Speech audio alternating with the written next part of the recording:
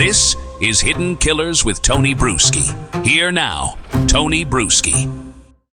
Well, I remember early on we did hear about the blood here in the Kohberger case, that there was other DNA, maybe not necessarily blood, but we heard the term DNA was found within the house, and everybody just kind of said, yeah, it's a party house. People come and go out of there all the time, and we know that they did. So if you're going to plant evidence, as Howard is suggesting, to try and lead someone somewhere else, why not put it in a far more obvious area, like by the bodies or something, not over on a railing that's far away from where this even took place, or outside where, a snowplow could get it. There's a lot of ways that could be picked up, or just not even really considered much of anything. That to me, it doesn't seem to add up, maybe I think as strong as Howard thinks it does. Maybe.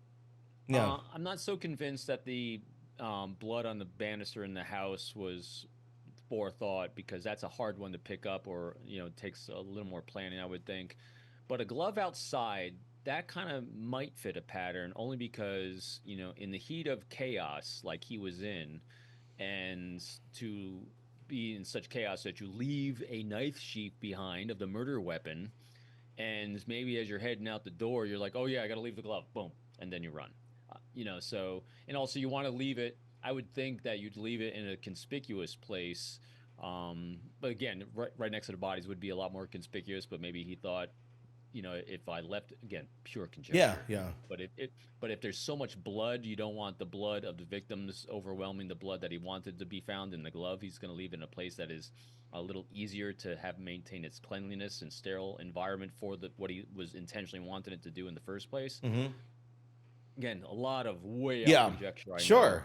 But it was an interesting theory that he put forward that I hadn't thought of before as well. Or it's just like they said, it's a party house with a lot of stupid things that happened in it over time. But again, the glove of the blood was the interesting one. And here's the thing with that, and this is just kind of my thoughts. Really nothing to do with the case, just life experience, having lived in college towns before, having gone for walks, around the area in a snowy atmosphere, similar to what this would have been on a cold day, or just a cold environment. You could probably go for a walk right now and I can find a glove within an hour somewhere. Or less, especially if it's really cold. You go for you'd see that stuff sitting around in places. And if you have anything on your fingers, anything on your hands, the smallest cut, the smallest scrape, whatever, that's going to certainly get into your glove. I cook all the time, so I always have like a little nick here and there. So pretty much all my gloves are going to have a little piece of blood on there, I'm sure, somewhere, if you really were to identify it. And again, the odds of just finding a glove outside, probably fairly good in an environment like that. Yeah, I'm with you. But when you're Ann Taylor, and, defense, and you're going for reasonable doubt, and a jury's got to convict for a firing squad potential, that's all she needs. Yeah, that might be enough. Is this a play from Ann Taylor that you think could go all the way to letting him walk free, or is this more of a play of it's reasonable enough doubt to not kill him if he is in fact found guilty? I think both, potentially, because she's making a play on both the glove as a theory of that there was someone else involved. If not someone else involved, it was someone else, not Kohberger entirely. And also going for the fruit of the poisonous tree, about how they found it was Kohberger's DNA to begin with, because that was done without. Again, the interesting thing about that, again, going back to the DNA. Yeah. It wasn't illegal what the FBI did to go into a privately owned database for DNA. Mm-hmm. It was just against the policy of the company. And so, in other words, if you had a friend inside, 23andMe, it wasn't 23andMe that I can't remember, Ancestry.com, I think is the one that pinged on it.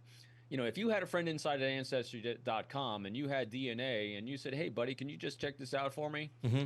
That would break company policy, but there's really no legal liability to you. But when the FBI is involved, there's a lot of things I couldn't do in the way of my investigative tools and resources as an FBI agent that me as a private citizen I could. Like, for example, I without specific authorities and permissions. Again, this was a number of years ago, and things might have changed, but because I retired in 2018. If I had an individual that I was doing a behavioral assessment on, there's nothing better than video. Getting video of the people that we're going to strategize a recruitment operation of, an interview strategy of, or something else, going on YouTube or Facebook or any other social media platform to gather information so I could strategize putting together a great conversation and how to inspire trust and hopefully elicit a confession or whatever it is I was going for, it would be a great tool and resource.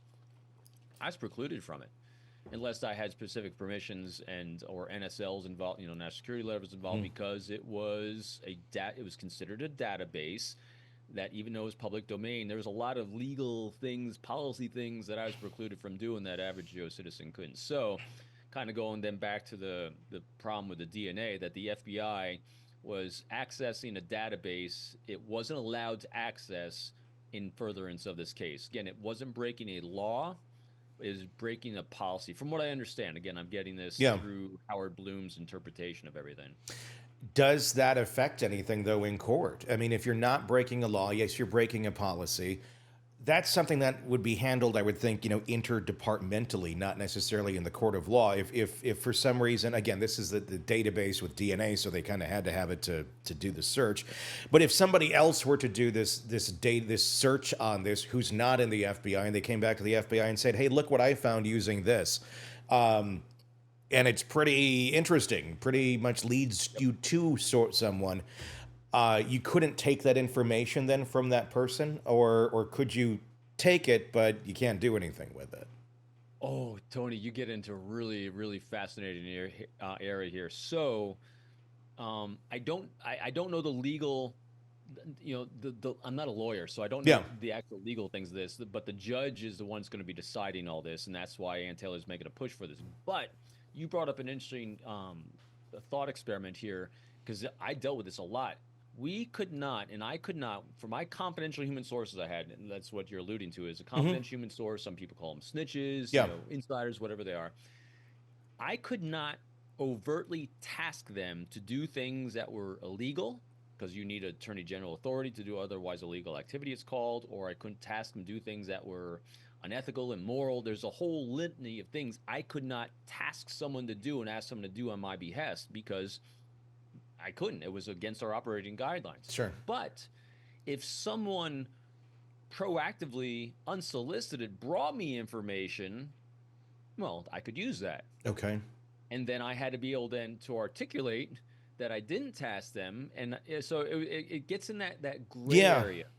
And who's going to challenge it and not challenge it. So it's a funky area in there. Well, and who else is going to have access to the DNA in this sort of a case? So it's kind of a moot point in this specific one, because the only people who would have it would be investigators. If it's different things, I get it, but it's a strange area. The thing is, though, with this case, I know, obviously, Ann Taylor doing her job. Again, as we've said many a times, if something happens, you want her representing you, because she's doing a very good job of it. But the prosecution is still saying, and like, it's a party house. You're going to have it on a railing. It's not like the blood that was found in these places are odd places to find traces of blood or DNA at all. They're very normal spots where one could assume it could go. You hold onto a handrail when you walk up and down the stairs. You put a glove on. And if you have a cut or something, which probably a large percentage of people continually do, it's going to be there. It's not, but a knife sheath, to have your touch DNA on that of the murder weapon, that seems to be a hell of a lot stronger than they found a glove out front with some DNA that they don't know whose it is. Yep. And that's the sort of strength of the case is really hinging on that knife sheath and the touch DNA on the thumb snap. But then it goes back to, did he just happen? Again, this is where they're throwing the conjecture out there of what the defense might do, and Taylor might do is, he knew potentially the people that, bought the knife, and he touched it, or he touched it at the place that they bought it from, while he's looking at it at a store, at a store one time. I mean, so again, throwing lots of darts at the plausible deniability here. Again, a stretch in a lot of it, no doubt.